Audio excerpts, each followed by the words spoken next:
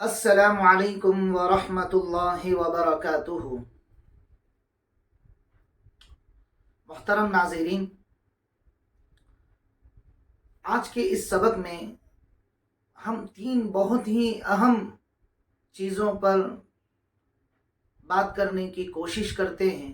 اور ان تین چیزوں کو سمجھنے کی کوشش کرتے ہیں۔ وہ تین چیزیں کیا ہیں؟ نمبر ایک،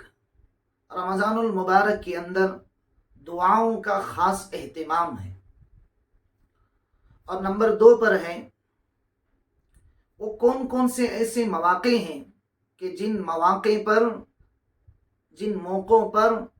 اللہ تبارک و تعالی ضرور دعا قبول فرماتے ہیں،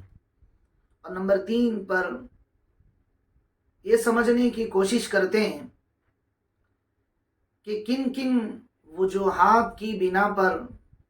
اور کن کن چیزوں کی بنا پر اللہ تبارک و تعالی دعا کو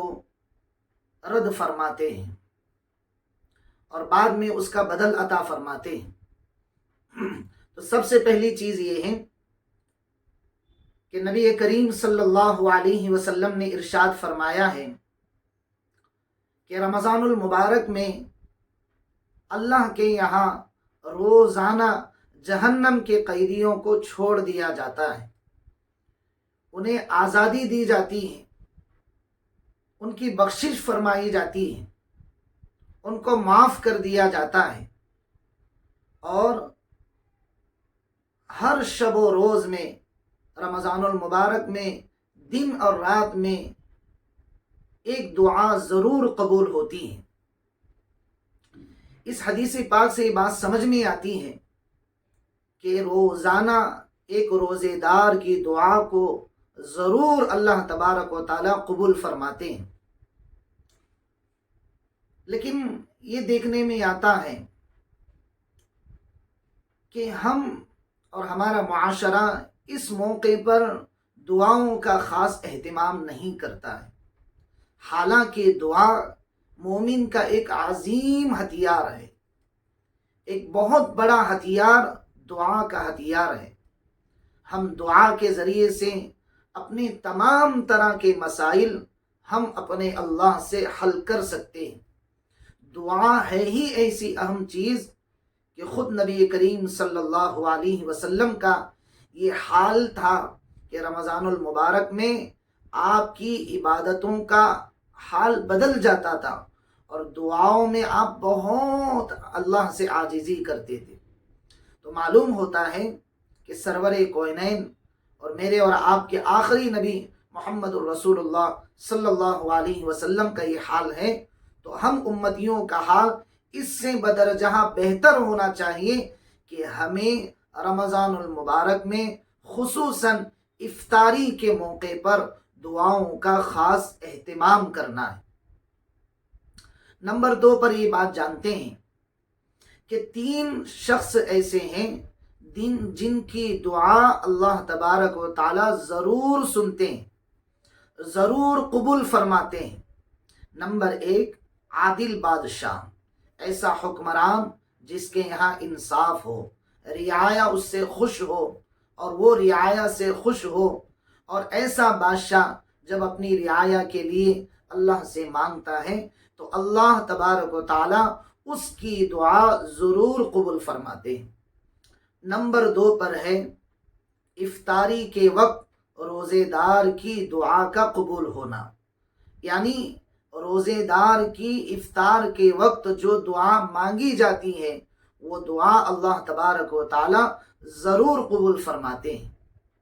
اور نمبر تین پر ہے مظلوم شخص کہ جس پر ظلم ڈھایا گیا ہو، جس کو ستایا گیا ہو، جس کو تڑپایا گیا ہو، اور اس کے دل سے جو دعا نکلتی ہے اللہ تبارک و تعالی اس شخص کی دعا کو بھی ضرور قبول فرماتے ہیں۔ تو یہ دو باتیں ہوئیں، ایک تو دعا کی قبولیت کا وقت، اور دوسری چیز ہے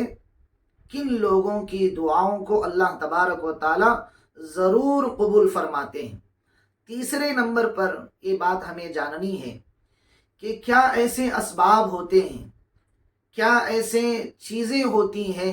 جن چیزوں کی اگر بندہ دعا مانگتا ہے تو اللہ تبارک و تعالیٰ ان چیزوں کی دعاؤں کو نہیں سنتے ہیں، ان اسباب کی بنا پر اللہ تبارک و تعالیٰ وہ چیزیں اسے مہیا نہیں فرماتے ہیں، ان چیزوں کو قبول نہیں کرتے۔ تو سب سے پہلی چیز ان چیزوں میں سے یہ ہے کہ کسی گناہ کی دعا نہ کرنا، کسی بھی گناہ کی دعا اللہ سے نہیں مانگنا ہے۔ اور دوسری چیز قطع رحمی کی دعا، یعنی رشتہ داروں کو توڑنے کی دعائیں، رشتے ناطے توڑنے کی دعائیں اللہ سے اگر کوئی مانگتا ہے تو اللہ تبارک و تعالیٰ ایسے شخص کی دعا قبول نہیں فرماتے۔ اور جب کوئی بندہ اللہ سے دعا مانگتا ہے تو بعضی مرتبہ اللہ تبارک و تعالیٰ جو چیز بندہ مانگ رہا ہے، اگر وہ چیز مانگنے والے کے حق میں ابھی بہتر ہے تو اللہ تبارک و تعالیٰ ضرور عطا فرماتے ہیں، اور اگر ابھی وہ چیز اس مانگنے والے کے حق میں بہتر نہیں ہے تو اللہ تبارک و تعالیٰ اس کو اپنے یہاں اسٹاک کر لیتے ہیں۔ پھر کیا ہوتا ہے؟ پھر قیامت کے وقت، قیامت کے دن جب بندے کے اعمال نامے تولے جا رہے ہوتے ہیں، اس موقع پر اللہ تبارک و تعالیٰ اس شخص کی جو دنیا میں اللہ سے دعائیں مانگتا تھا اور جو قبول نہیں ہوتی تھی، اس کی ایک ایک دعا کو یاد دلا کر اللہ تبارک و تعالیٰ اس کے بقدر اسے اجر عطا فرماتے ہیں۔ اور اس موقع پر یہ بندہ یہ آرزو ظاہر کرتا ہے، یہ تمنا ظاہر کرتا ہے کہ کاش کہ دنیا میں میری کوئی دعا قبول نہ ہوتی اور آخرت میں مجھے اس قدر اجر ملتا۔ تو محترم ناظرین، آپ کے سامنے یہ 3 باتیں دعا کے سلسلے میں ہوئی، اور نبی کریم صلی اللہ علیہ وسلم نے یہ بات ارشاد فرمائی ہے کہ افطار کے موقع پر ہر دعا اللہ قبول فرماتے ہیں، اور یہ موقع ایسا قیمتی وقت رہتا ہے کہ اللہ تبارک و تعالیٰ کے عرش کو اٹھانے والے فرشتے،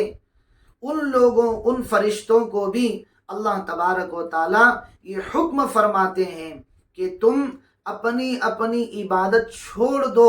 اور روزے داروں کی دعاؤں پر آمین کہو۔ آپ سوچ سکتے ہیں، یہ تصور کر سکتے ہیں